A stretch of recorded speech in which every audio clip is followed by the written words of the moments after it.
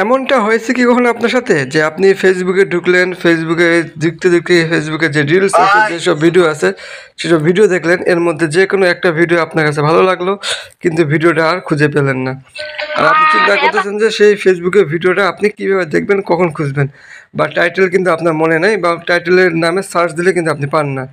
এরকম কিন্তু হরহামেশা আমাদের সাথে হয় যে আমরা একই ভিডিও দেখার পর আর সেই ভিডিওটা খুঁজে পাই না ফেসবুকে। আজকে আমি আপনাদেরকে দেখাবো আপনার কীভাবে যে ভিডিওটা আপনি দেখলেন সেই ভিডিওটি আবারও খুঁজে পাবেন। তাহলে চলুন দেরি না করে আমরা আমাদের ভিডিওটি শুরু করি। সর্বপ্রথম আমরা আমাদের ফেসবুক আইডিতে আসবো। আইডিতে আসার পর যে এখানে যে অপশনটি রয়েছে দেখেন, এখানে ক্লিক করবো, মানে ভিডিও বা যে অপশনটি রয়েছে এখানে আমরা ক্লিক করবো। ক্লিক করার পর যে ভিডিওটা আমরা দেখবো বা যে ভিডিওটা পূর্বে দেখছি আর কি মনে নেই, সেই ভিডিও আমরা খুঁজবো হলো আপনাকে এখানে দেখেন যে যেখানে একটা আইকন দেওয়া আছে, দেখেন এখানে আইকন একটা দেওয়া আছে, এখানে আমাদেরকে একটা ক্লিক করতে হবে। এখানে আমরা ক্লিক করব। এখানে ক্লিক করার পর এখানে যে লেখা আছে দেখেন যে হিস্ট্রি নামে একটা অপশন রয়েছে, দেখেন হিস্ট্রি নামে একটি অপশন রয়েছে। এই হিস্ট্রিতে আমরা ক্লিক করব।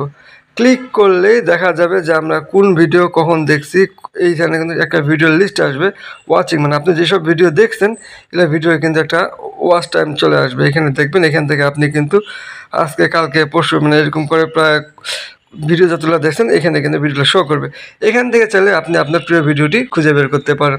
এভাবে চাইলে কিন্তু আপনি আপনার হারিয়ে যাওয়া ভিডিওটি খুব কম সময়ের মাঝে খুঁজে পেতে পারেন। ধন্যবাদ। আসসালামু আলাইকুম।